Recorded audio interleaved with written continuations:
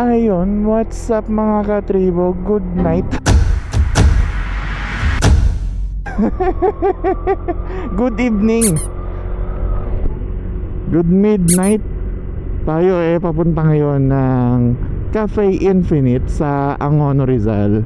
And maybe nagtataka kayo, bakit gabi ka na nagbablog? Gabi tayo nag-ride kasi mas maganda yung view doon pag gabi.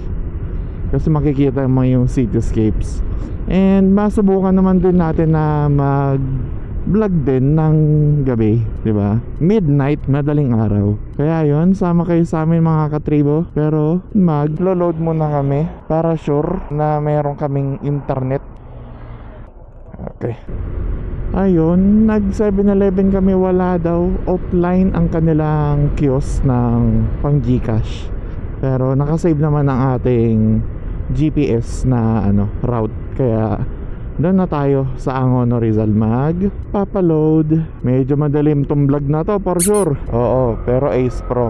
And medyo magiging maingay tong vlog na to kasi nagfa-fog ang lente ng ating helmet at hindi natin masara ang ating visor. Kaya for this vlog, masusubukan natin ang extreme condition ng ating pagbablog na madilim, yung gamit natin nagfa-fog, ganyan. Comment down below katribo kung ano yung mga gamit ninyong pampahid or pang spray sa inyong mga helmet sa visor para hindi mag-fog kasi masyadong mahal yung pin lock na dinidikit sa visor. And panood ko na medyo tumitigas daw yung silicone nun katagalan, pero pag yun daw tumigas na, oras na daw para magpalit ka. Kaya yun, comment down below katribo kung ano yung mga magagandang pamahid na hindi magfa-fog at hindi magmo-moist ang ating visor. O kaya may tip and tricks kayo na kung paano maiwasan ang pagfa-fog ng visor.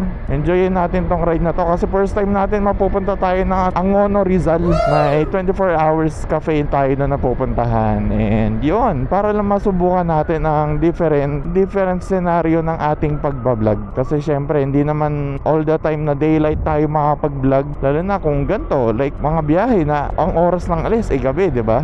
Kaya ayun, maganda nang malaman natin kung ano yung mga pwede nating magawa para ma-counter yung mga challenges, mga ganong senaryo. Kung ikaw pala bago dito sa channel natin, hi, I'm Lakan Moto and welcome sa Lakan Moto. Kung bago ka sa channel natin and gusto mo ng mga tungkol sa motor, tungkol sa rides, tungkol sa pagkain, sa tamang channel ka.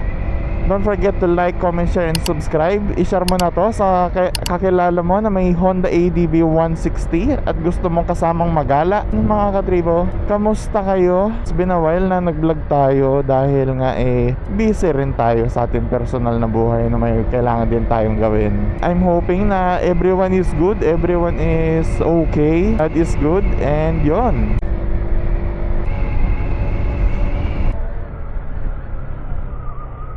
Nag-go sila.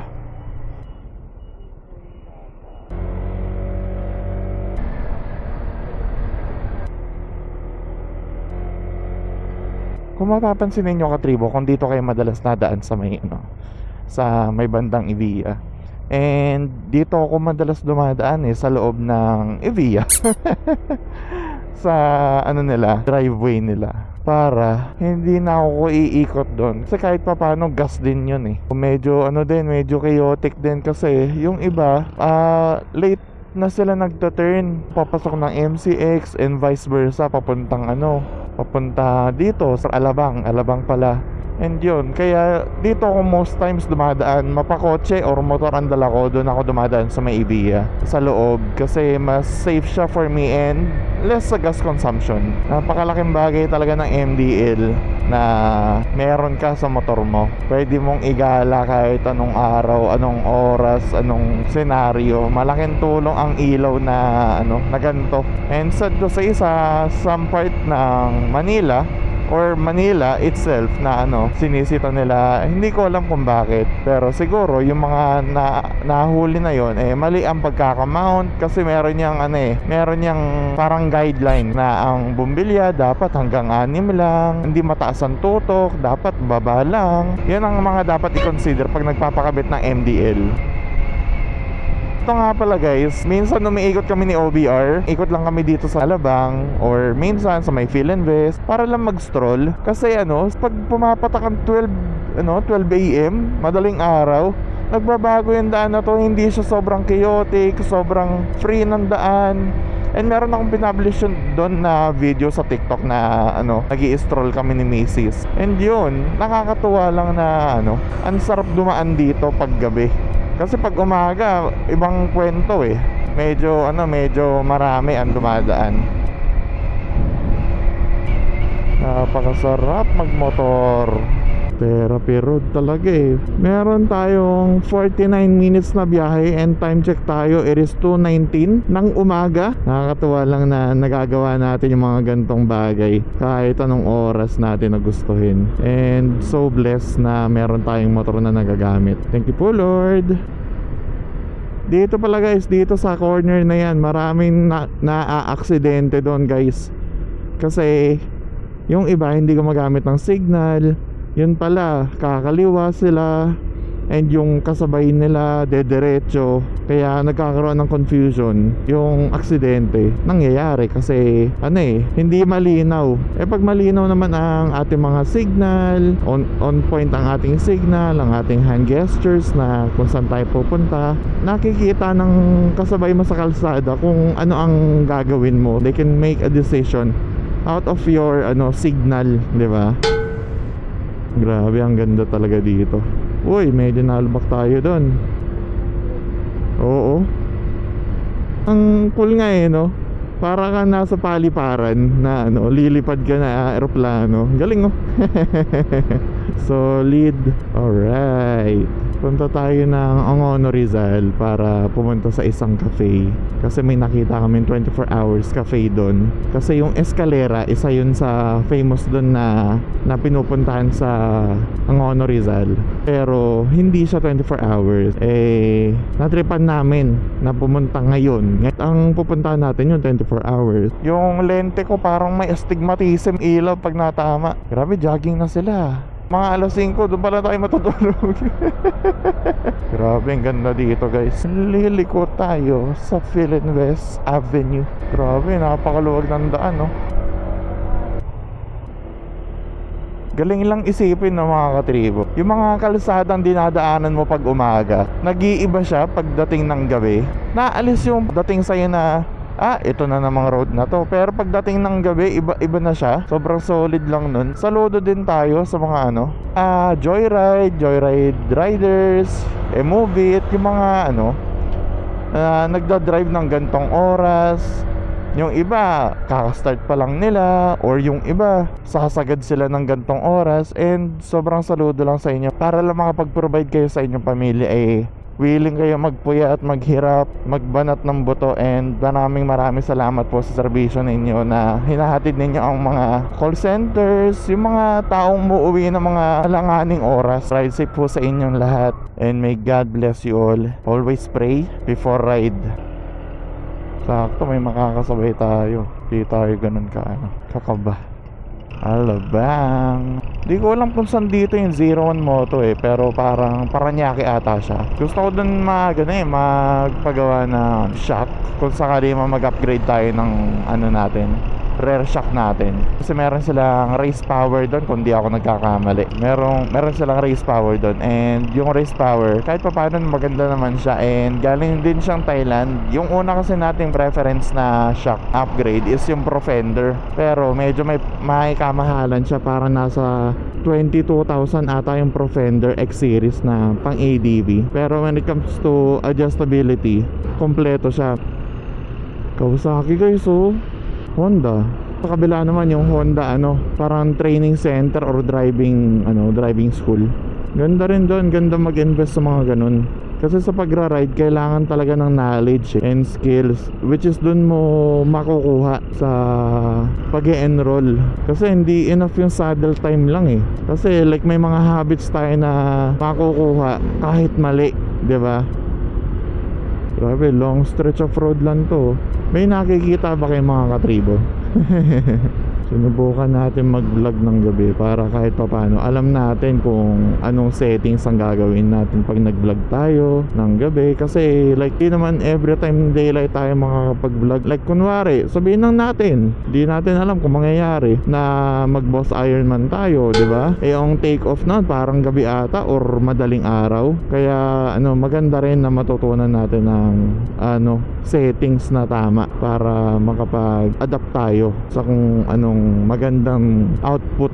Nadaan na tayo dati dito nung nag-BGC tayo. Ang kaibahan lang, may mga kasabay tayo nun, kaya medyo hindi tayo nangangapa. Backride, open toes nga. Kailangan nga pala close shoes, no? Parang hindi ata pwede yan. Saka yung gears talaga is when worst comes to worst talaga, yan ang masasandalan mo. Like wag naman maano. Pero pagdating na kailangan mo at nangyari yun, yung kinaayawan mo mangyari, at least meron kang protection. May dito, food park meron pa tayong 32 minute na biyahe. Biggest reason ko kaya ako nag-Ace Pro, mga katribo, kasi maraming labas dyan na action cam, which is yung DJI Osmo Action 4, GoPro Hero 12. Yun ang pinaka top competitor talaga pagdating sa action cam. Pero mas naging deciding factor ko sa low light capability ng Ace Pro, kasi sobrang di mo masasabi. Kunwari umaga ka nagmotor, tapos yung pupuntahan mong event kailangan sa loob ng establishment. Yung establishment syempre hindi naman ganun kaliwanag yung ilaw niyan. Kailangan mo ng low light capability ng camera. Kaya pinaka naging deciding factor ko sa pagpili ng Ace Pro is yung low light capability niya. Versatile siya. Hindi man siya yung pinaka widest. Focal length lang ni Ace Pro is 16. Si GoPro is ata siya 12mm, and si Osmo Action 4 ang pinaka may widest field of view or focal length na 11mm. Kaya minsan may mga mapapanood kayong video na sobrang wide na parang POV yung dating ng video nila. Most highly likely ang gamit nilang camera doon, Osmo Action 4. And isa pa na maganda rin sa Osmo Action 4 is yung hindi mo na kailangan ng audio adapter. Kung starting vlogger ka, tapos syempre mahal din ng audio adapter. Itong audio adapter ng Ace Pro is 800 to 1,000 siya depende. Yung akin kasi nabili ko siya ng sale price, kaya hindi yung full price yung binayaran natin. Tapos si GoPro naman, siya ang may pinakamahal na audio adapter, kasi ang audio adapter niya is nagkakahalaga ng 3,000. Sobrang mahal nun, guys. Tapos minsan nagfe-fail daw kasi galing akong GoPro Hero 5. Kailangan ng adapter nun. Di siya katulad nung Hero 4 na pwede mong i-bypass ata yun May mga labas na mga cable na pwede nang rekta ang mic mo. Pero sa Hero 5 hindi ubra. Dito naman sa Ace Pro natin, sobrang ganda niya. Isa pa sa pinaka naging deciding factor ko is yung flip up screen niya. Grabe. NK. Grabe, no? Chicken. Uy, chicken ulit. Sabi ni Mrs. Kasi syempre before namin i-post ang mga vlog namin, both namin pinapanood, napansin niya puro chicken daw yung vlog ko. Wala daw vlog na hindi ako nag-mention ng chicken. Kaya ayun, every vlog ang chicken. Malay nyo, di ba? Hindi lang mga motorcycle ang sa atin, motorcycle parts or about motorcycle ang mag-sponsor sa atin, no? Baka mamaya Chooks to Go, Undox, di ba? Jollibee sponsor sa atin, di ba? Ayun nga, mabalik tayo sa sa mga action camera na ginagamit para sa motovlogging. Ang isa rin sa naging deciding factor ko, Ace Pro ang binili natin is number 1, low light capability. Tapos yung swivel screen niya, pwede siya mag flip up screen. Maganda rin yung pickup ng mic niya. May adjuster din ang mic niya. Mura kahit pa paano yung mic adapter. And maganda yung may nano chip pa siya na AI. Nagustuhan ko talaga yung Ace Pro compared sa other brand. Trident, guys, uy, dalawang Trident, black and white. Gusto ko yung Trident na white Isa yun sa pinagpipilian ko kung CBR 650R or Trident. So far napaka-pogi ng Trident tsaka Daytona 660. Mahal ng cardo Grabe, solid. Yun, kaya kung nanonood ka tapos starting ka pa lang na magmo-motovlog, pwede kong ma-recommend sa'yo ang Ace Pro and DJI Action 4.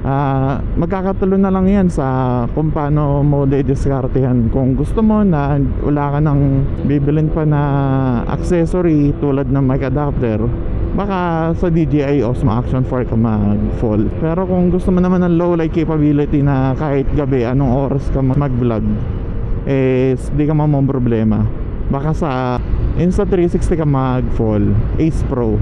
And maglalagay ako dyan ng link sa baba. Sheesh, grabe, ang habang stretch ng road na to. Meron pa tayong 23 minutes na biyahe mga katribo.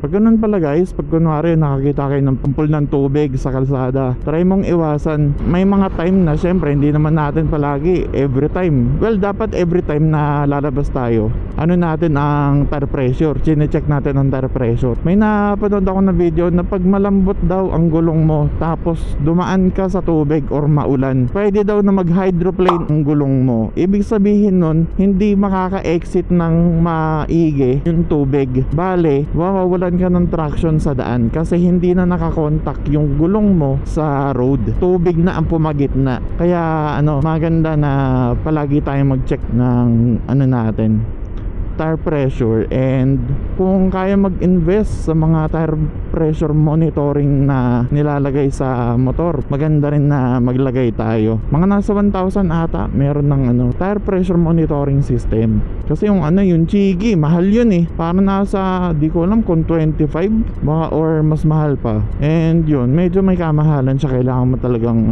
pag-ipunan. Pero yung Chigi, hindi lang siya tire monitoring, meron din siyang Waze, meron siyang dashcam. Kumbaga may dashcam na yung yung motor mo, 'di ba? Tayo daw kakanan dito. Okay, so may mga mga kainan sa gilid Para Diwata Pares. Grabe, first time natin dito sa Taytay na ba to? Rizal. Pero part ata to Taytay, ayan From Tagaytay to Taytay daw, sabi ni OBR. Grabe talaga, nakakatuwa na nagagawa natin yung mga ganito. Kasi dati, wala, nasa bahay lang talaga. Ako lang ba mga katribo? Kunwari, di ba, hindi ka familiar sa lugar. Tapos pag syempre naka-Waze ka. Pero pag napansin mo na walang motor na dumadaan sa dinadaanan mo, medyo kabado 20 ka no? Tama ba tong ko? Route ko? Tong na GPS ko? Ba't walang nadaan dito na motor? Mayroon pa tayong 12 minutes na biyahe mga katribo. Pala mga katribo natin dito na tiga Angono, Rizal, shoutout ho sa inyo. Uy, anyari doon tropa. Uy, ride safe po sa lahat. Ride safe mga katribo. Grabe, ride safe po mga katribo. Mag-iingat ho tayo sa daan. May mga pamilya ho tayo at loved ones na nag-iintay sa atin sa bahay, sa ating pag-uwi. Guide us, Lord God. Ingitan niyo po kami, Panginoon.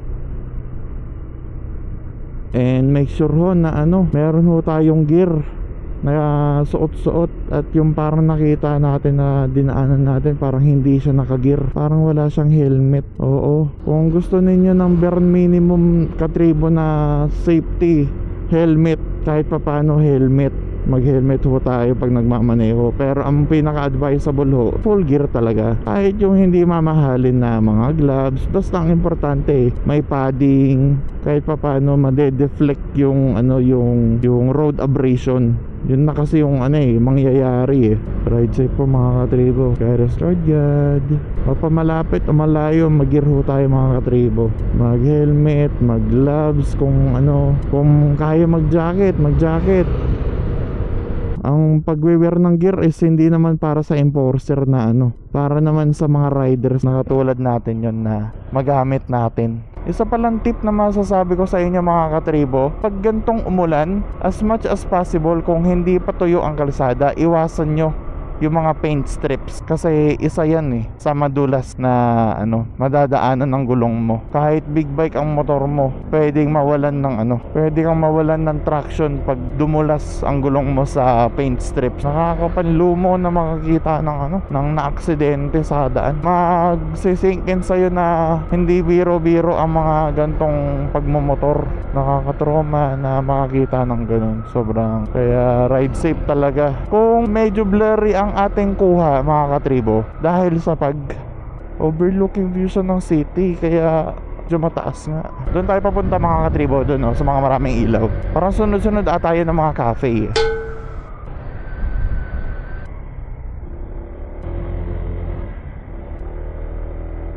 Dami din napunta dito, mga katribo. Anong oras na? 3:14 na. Dami pa rin napunta dito. Ito na, Infinite Cafe. Yeah. Oo.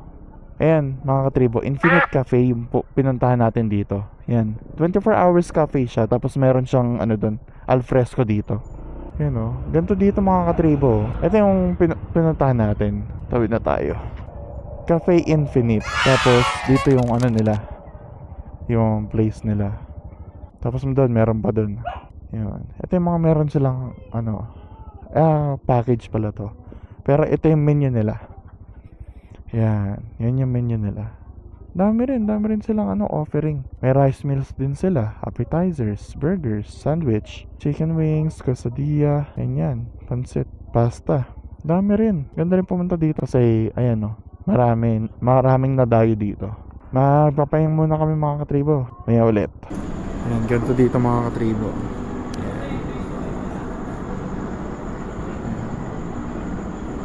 Kita mo pa yung buwan.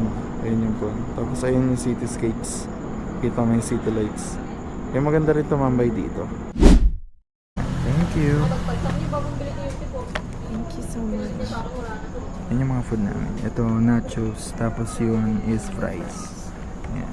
Tapos milk tea kay Mrs. And sa akin is coffee. Para may energy tayo habang nagdadrive niya. Thank you. Kain lang kami, guys. Mamaya ulit. What's up, mga katribo? Ayun, pauwi na kami. Ang sarap ng food nila, mga katribo. Cafe Infinite. Search nyo na lang sa Google, madali naman siyang hanapin. And yun, napakaganda rin ng nila, location nila. Pero sa susunod na pagpunta natin dito, susubukan pa natin sa Escalera Cafe. Yun naman. Ayun nga, share naman kayo, mga katribo, ng preferred ninyong ginagamit na maps, kasi ilang beses na ako naliligaw ni Google. Nilolong route tayo ni Google. Ayun lang din yung medyo hirap dito, kasi nung papunta tayo paahon. Pero ngayon naman, ang challenge natin is palusong. Kailangan natin maging conservative sa preno natin, kasi ang stock na preno ni ADB, hindi siya floating. Mas maganda kasi ang floating pagdating sa disc brake. Pero for the price, syempre pag nilagyan mo na ng floating disc yan, mas tataas na ang presyo niya, kasi syempre mga floating disc na yun, mahal naman ang paggawa nun Mga katribo, kanina habang kami kumakain ni OBR, like napag-usapan namin, sihan natin kanina, nadaanan natin. And alam mo yun, pag nakakita ka kasi ng ganong pangyayari, ikaw na nagmumotor, para kang binuhusan ng malamig na tubig na wag mong i-take for granted ang buhay. Di pera namumuhay ka ngayon, tingin mo mabubuhay ka bukas, because tomorrow is not a promise, mga katribo Kaya kailangan nating i-enjoy ang bawat minuto ng ating buhay dito. Pero syempre, yung wala namang makatatapakan na iba lang masama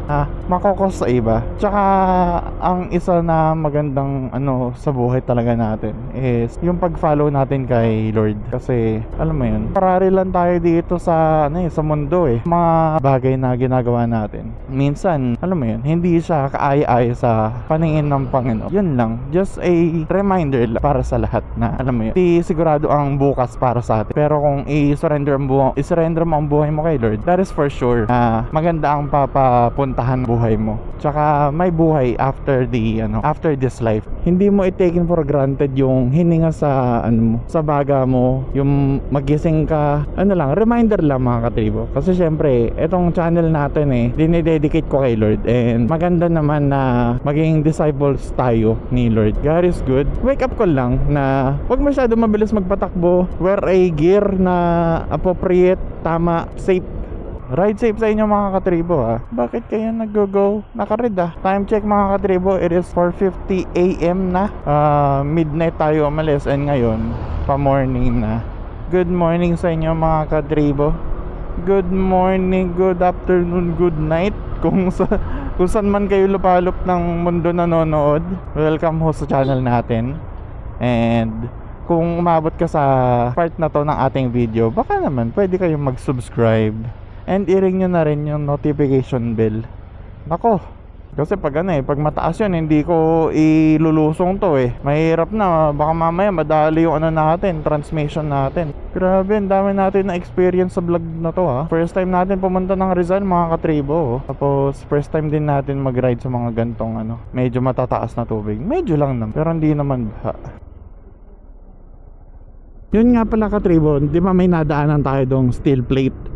Pag ganun na dadaan tayo sa steel plate mga katribo, ang pinakamagandang approach doon o pagdaan doon is talagang straight lang yung motor mo. Kasi minsan pag nakapaliko ka, dudulas ang gulong mo lalo na minsan madulas ang steel plate Kaya nga dapat hindi siya ginagamit as as pantapal. Pero syempre, dito tayo sa Pilipinas, kaya talaga ni ADV yung mga gantong lubak-lubak na daan. Pero syempre pipiliin mo pa rin kung saan dadaan yung gulong. Kasi syempre minsan may mga malalalim talaga na lubak. Sunrise na mga katribo. Ayan na God is good.